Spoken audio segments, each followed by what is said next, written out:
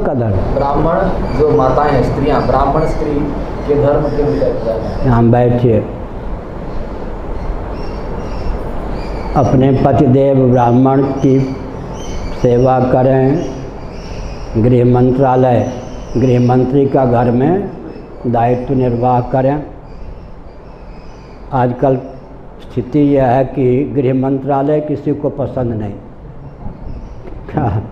पत्नी भी नौकरी में चली गई, पति भी नौकरी में चले गए, बच्चे किसके बल पर पलें? भाई या नौकर के बल पर बच्चे तो विकसित नहीं हो सकते, चिड़चिड़े हो जाते।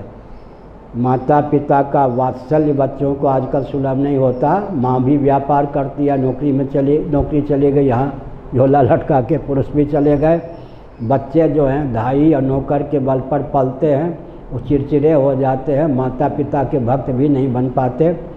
इसलिए गृह मंत्री का पद उनको प्राप्त है। गृह मंत्रालय, गृहिणी का अर्थ ही होता है गृह मंत्रालय, और घर का अर्थ होता है क्या? सारा दायित्व, देवी देवता की पूजा हो, अतिथि का सम्मान हो, और बच्चे बिल्कुल व्यवस्थित ढंग से पलें।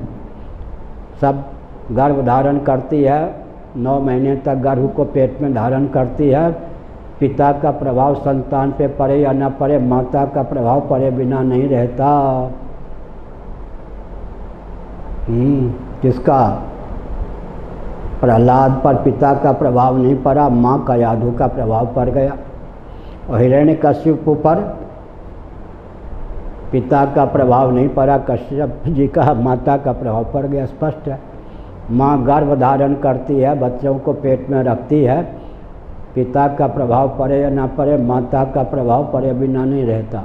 संकेत में महाभारत के अनुसार बोल रहा हूँ, भूमि और बीज दोनों परिपुष्ट हों तो फिर क्या कहना? पिता और माता दोनों परिपुष्ट हों, संयत हों तो संतान तो फिर क्या कहना? नहीं तो माता का प्रभाव बच्चों पर पड़े बिना नहीं रहता। इसलिए जो लाडले लाल हैं, लाली हैं, उनको योग्य बनाना, मदालसा के समान शुद्धोसी बुद्धोसी निरंजनोसी संसार माया परिवर्जितोसी, उनके लौकिक पारलौकिक उत्कर्ष का, परमात्मा की प्राप्ति का मार्ग प्रशस्त करना सब माता के ऊपर निर्भर है।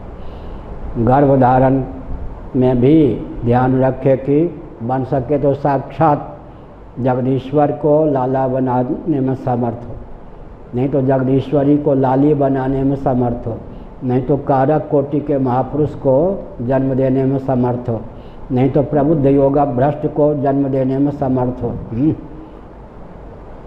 पहले हमने गांव में देखा, प्रांगण में रात्रि को माँ कोई बैठी होती, सती साध्वी युवती, कोई तारे छिटकते तो मान्यता होती कि कोई दिव्य महापुरुष हैं, आंचल प्रसाद देती, माने मेरे गर्भ में तुम बालक होके आ जाओ या बालिका हो।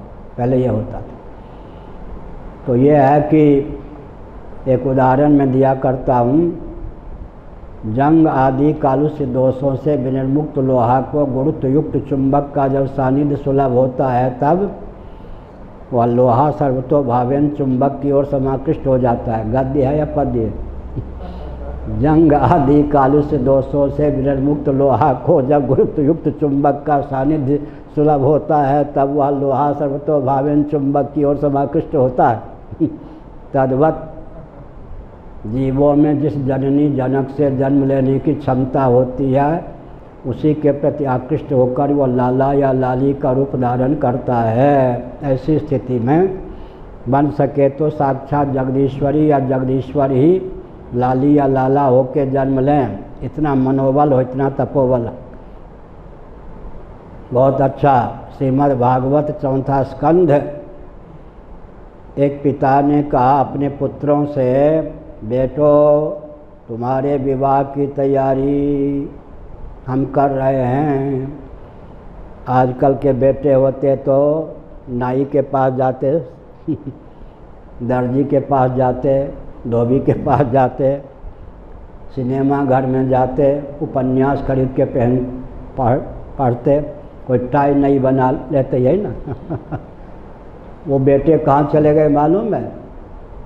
पश्चिम समुद्र के ऊपर तट पड़ने। गृहस्थाश्रम में प्रवेश होना है तो बहुत योग्यता चाहिए, उच्च कोटि की योग्यता। ऐसी योग्यता की जो मैंने बताया, दिव्य संतान को उत्पन्न करने योग्य बल हो, भोग किंकरता जीवन में न पले, इसलिए तप करने चले गए। देख, विवाह की तैयारी कर रहा हूँ, हाँ सुनो, तो तप करने के लिए यहाँ चूहा नहीं है कोई, सेब पाना चाहो पालो, हो गया ना। इसलिए ब्राह्मण घर में जन्म हुआ तो लाला लाली को कम से कम मार्कंडेय पुराण, जो मदालसा का चरित्र है, अपने बेटों को जैसे प्रबुद्ध करती थी, अपने यहाँ या कहीं से छत्तीसगढ़ से हिंदी अनुवाद सहित वंश प्रकाशित भी है।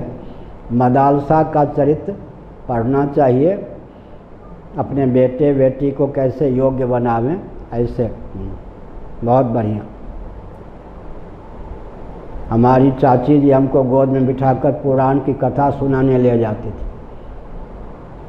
उसका फल है, चाची जी गोद में बैठाकर पुराण की कथा सुनाने ले जाती थी, उनकी देन है। बहुत बढ़िया। आगे